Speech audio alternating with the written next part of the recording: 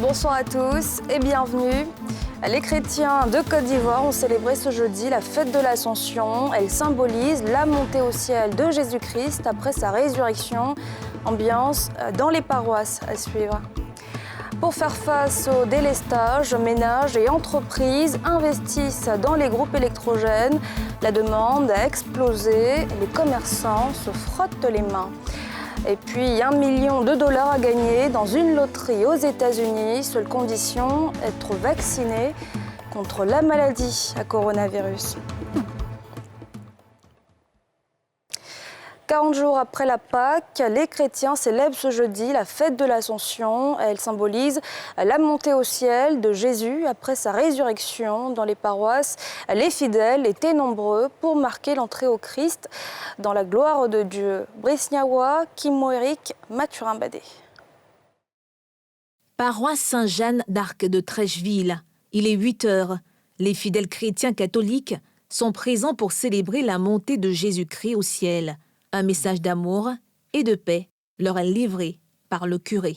C'est un message de paix, un message de réconciliation, un message de pardon, que tous les Ivoiriens, n'est-ce pas, unis dans la foi, puissent regarder dans la même direction, c'est-à-dire à savoir penser à l'unité du pays, penser à l'unité de notre foi. Il monte au ciel, il nous dit de rester éveillés parce qu'il s'en va, il va nous envoyer l'Esprit Saint.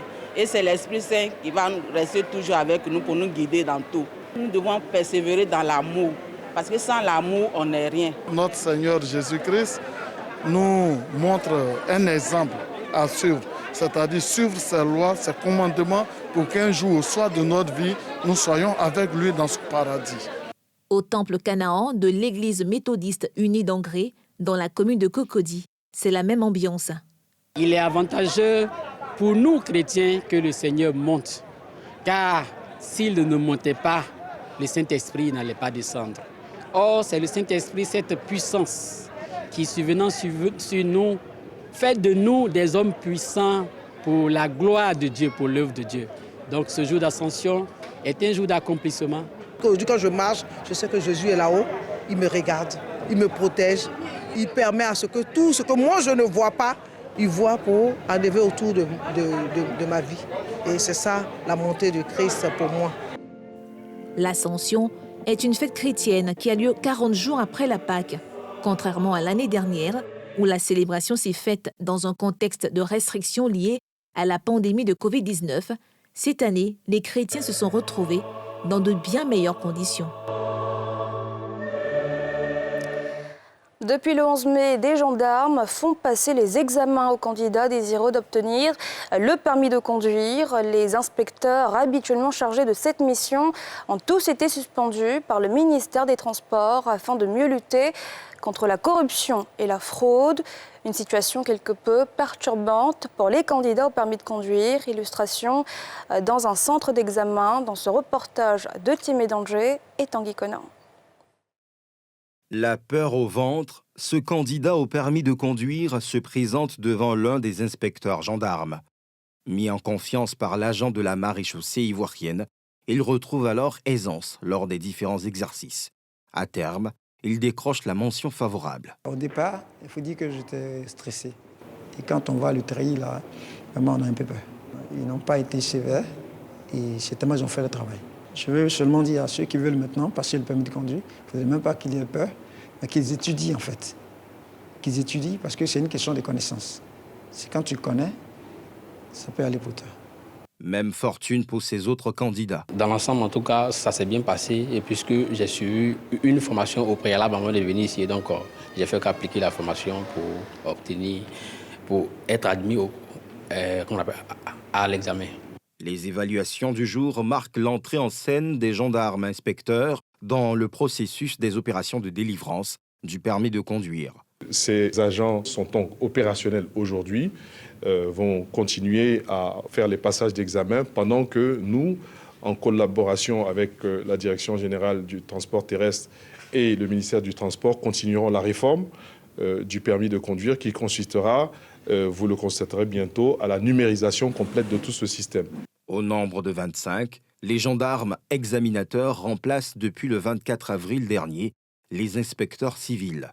Ceux suite à un arrêté du ministre des Transports qui entend ainsi sortir du trafic routier les non ayant droit au permis de conduire et infléchir la courbe des accidents, dont plus de 20 ces 3 dernières semaines, ont fait plus de 100 morts sur différents axes routiers du pays. Je vous le disais, pour faire face au délestage, ménages et entreprises investissent dans les groupes électrogènes. La demande a explosé et les commerçants se frottent les mains. Brice Niawa, Harouna Zepa. Le marché des groupes électrogènes fleurit en ces temps de délestage. Des entreprises aux simples ménages, selon les besoins et le pouvoir d'achat, s'offrent ces appareils pour compenser le manque d'électricité, au grand bonheur des commerçants. Ils viennent, ils payent. Moyen, grand, ils payent tout. Avant, c'est par jour, tu peux vendre 1. Mais aujourd'hui, par jour, il faut vendre minimum 5. Dans ces temps-ci, les groupes électrogènes, ça sort, on les vend. Donc ça va. Le prix là, ça cantonne. Et c'est en fonction du mode de vie de la population que nous aussi on essaie d'arranger les prix pour que chacun puisse avoir le goût pour électrogène pour pouvoir alimenter chez lui. Avant ils ne comprenaient pas, maintenant les Ivoiriens comprennent l'importance du goût pour l'électrogène. La forte demande de ces machines à produire l'électricité a même occasionné une montée des prix. Comme il y a trop de coupures de courant chez moi, je peux acheter ce groupe-là. Vraiment le prix est un peu trop. Il m'a dit 120 000, je lui ai dit qu'il à 100 000, qu'il ne peut pas laisser à 100 000. Je dois me orienter sur d'autres magasins. Comme les 100 000 ne peuvent pas, je vais me orienter sur d'autres magasins. Si les 100 000 peuvent, je vais prendre ça en même temps. Vu la coupure d'électricité, les prix d'électrogène ont abusivement augmenté. Et comme nous sommes dans le besoin, nous nous sentons obligés d'acheter les groupes pour faire nos travaux. Actuellement, où ça quitte, ça vient en Côte d'Ivoire, là-bas, et ils ne travaillent plus. Ils n'ont plus le temps, ils ne vont plus au travail comme il se doit par rapport au Covid-19. Voilà. Ce qui fait que quand on commande, les prix grimpent depuis là-bas. Depuis quelques jours, la compagnie ivoirienne d'électricité a entamé un plan de rationnement de fourniture d'électricité. Ceci pour faire face au déficit d'électricité estimé à près de 200 mégawatts. Depuis 2020, les opérateurs économiques désireux de souscrire à un appel d'offres afin d'obtenir un marché public doivent désormais fournir un quitus de non-redevance, un document que dénoncent des acteurs du BTP. Selon eux, ce document les empêcherait d'accéder aux offres. Le récit de Pierre Dibomela. Adjamé Complexe, siège de la Confédération des PME-PMI, du bâtiment et des travaux publics de Côte d'Ivoire.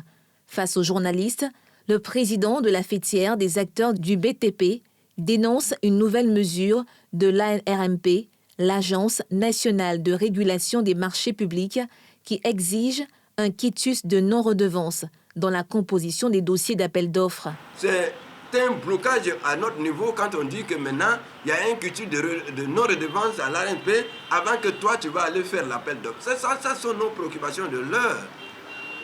Ça, ce sont nos préoccupations de l'heure. Et ce quitus de non-redevance, nous, en tout cas, purement simplement, ça doit être supprimé. Ça doit être supprimé parce que nous ne savons pas si c'est une crise de confiance, mais à notre sens, la direction des marchés publics n'a jamais accordé un marché à un entrepreneur sans qu'il ne paye cette redevance. Le président national de la Confédération des PME-PMI, du bâtiment et des travaux publics de Côte d'Ivoire, annonce par ailleurs que des discussions avec le ministre en charge de la construction sont engagées afin de trouver une solution à la cherté des matériaux de construction. Il se désolidarise par conséquent d'une marche projetée par une organisation des consommateurs à cet effet. L'externat Saint-Paul du Plateau ferme définitivement ses portes en raison de difficultés financières. Une fermeture qui met en colère des parents d'élèves. Ils disent non à la fermeture et à la délocalisation de cette prestigieuse école qui a formé d'éminentes personnalités. Brice Niawa, Kim Warik. Les parents d'élèves se sont rassemblés devant cet établissement d'éducation primaire lundi matin au Plateau pour protester contre la destruction du bâtiment. Il avait été annoncé que l'école serait délocalisée sur un site à Faya. Toutefois, force est de constater à ce jour qu'à quelques mois de la rentrée, Aucune construction n'y est élevée. Face à cette situation et devant l'échec des négociations entamées avec les représentants de l'archevêché, nous, parents d'élèves et élèves de l'Institut Saint-Paul du Plateau, demandons humblement à son éminence cardinal Jean-Pierre Courtois de reconsidérer sa position et de nous accorder un moratoire d'en minimum une année afin de trouver une solution consensuelle pour tous. Cette école confessionnelle est réputée pour son excellent niveau d'éducation. La détruire priverait les enfants d'une formation de qualité, selon cette parente d'élèves. Cette école a plus de 60 ans. Mes frères ont fait cette école. Moi, quand j'étais petite à Notre-Dame du Plateau, j'avais pour espoir de mettre mon fils ici. Pourquoi casser cette école?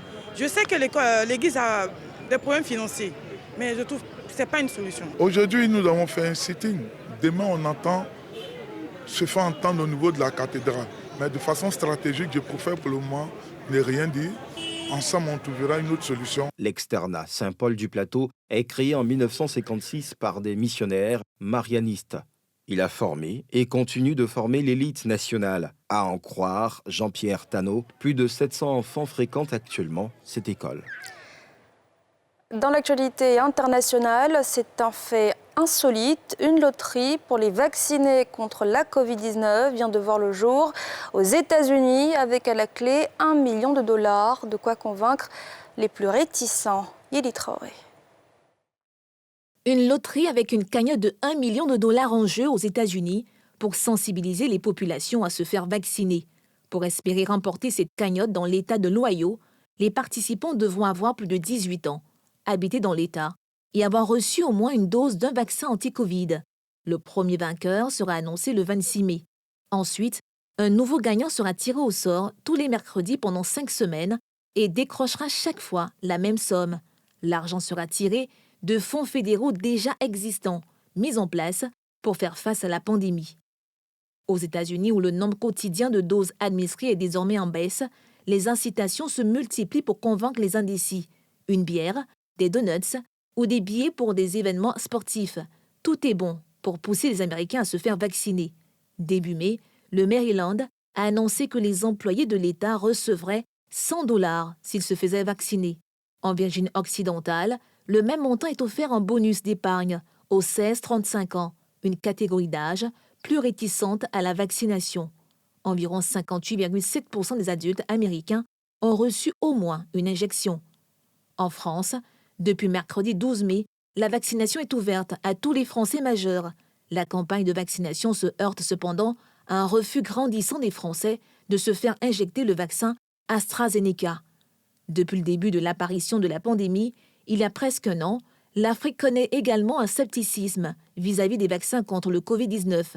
Au Malawi, plus de 16 000 doses de vaccins ont atteint leur date de péremption et ont été détruits, tandis qu'au Sénégal, les centres de vaccination tournent au ralenti, faute de candidats.